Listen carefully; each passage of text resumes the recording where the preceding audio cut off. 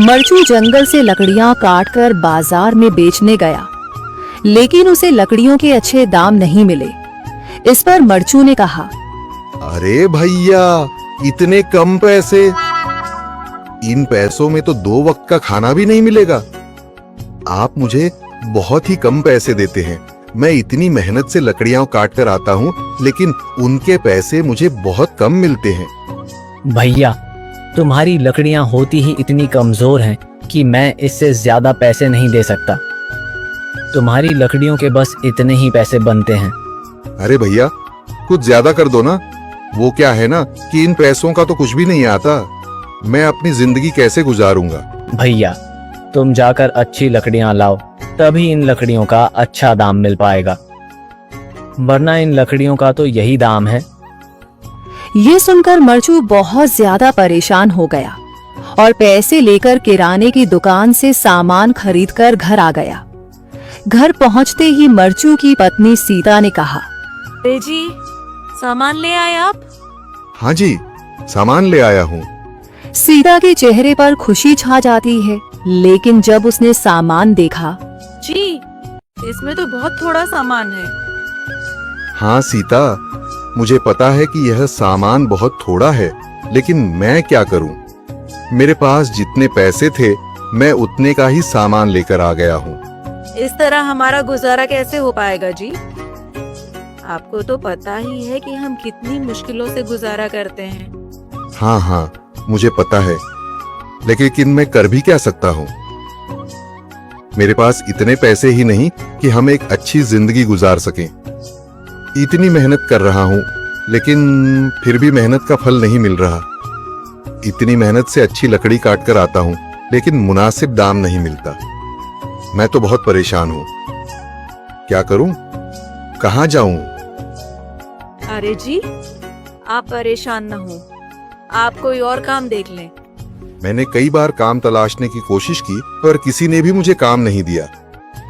ये सुनकर सीता भी काफी ज्यादा परेशान हो गई। मरचू से सीता की परेशानी नहीं देखी गई। उसने अपनी पत्नी सीता से कहा, मैं फिर से जंगल की ओर जा रहा हूँ। अरे जी, अभी मत जाइए ना, वैसे भी शाम हो रही है। आप कल चले जाइएगा, अभी मत जाइए। ठीक है, अगर तुम रोक रही हो तो मैं नहीं जाता। मैं कल चला जाऊंगा। इसके बाद मरचू गांव में घूमने के लिए चला गया। तभी उसे एक आदमी मिला और उसने कहा, कहाँ जा रहे हो भैया? और सुनाओ, क्या हाल चाल है? जिंदगी कैसे गुजर रही है? अरे भैया, तुम्हें तो पता है कि लकड़ियां काटकर कैसे गुजारा होता है। हाँ भैया, तुम सही कह रहे हो।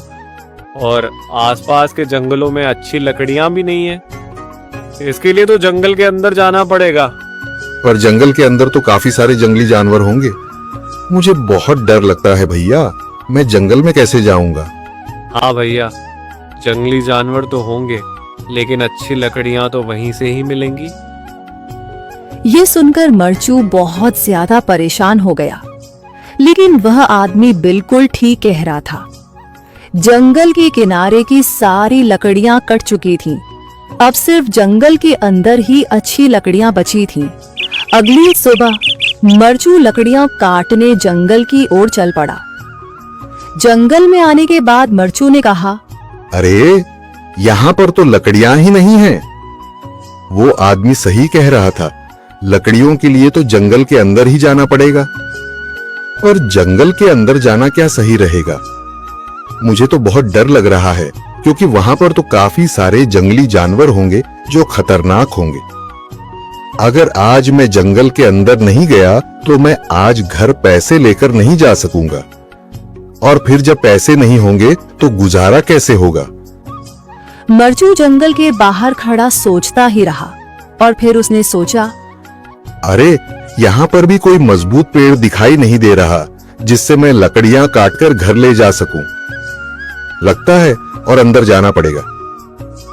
यही सोचकर मरचू जंगल के अंदर चला गया। अंदर जाने के बाद उसने इधर उधर पेड़ देखे, पर उसे कोई भी अच्छा पेड़ दिखाई नहीं दिया। यह सोचकर मरचू जंगल के और अंदर चला आया। रामू नाम के गरीब किसान की, जिसकी जमीनें बंजर हो चुकी थी, लेकिन उसके सपने अभी भी हरे थे। रामू थका हारा घर आता है। माँ गोमती सूखी रोटियां परोस रही है। बाबूलाल नीम की छड़ी सहारा लिए बैठे हैं।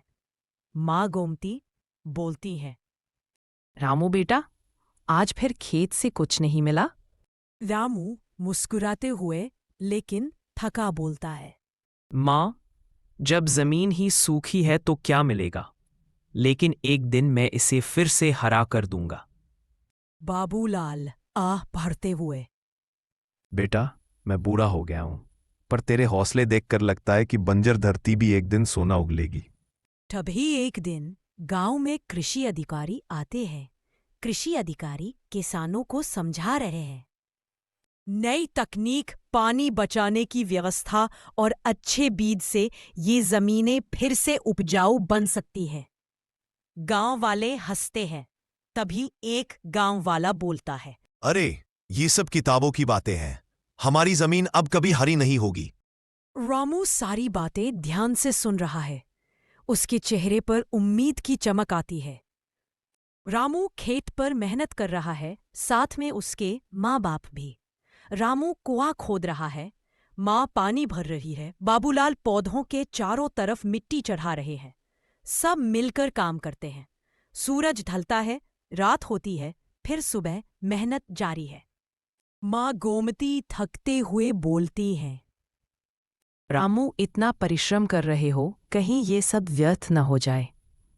रामू पसीना पोंछते हुए बोलता है, माँ, मेहनत कभी व्यर्थ नहीं जाती। भगवान सब देख रहा है। धीरे धीरे खेतों में अंकुर निकलते हैं।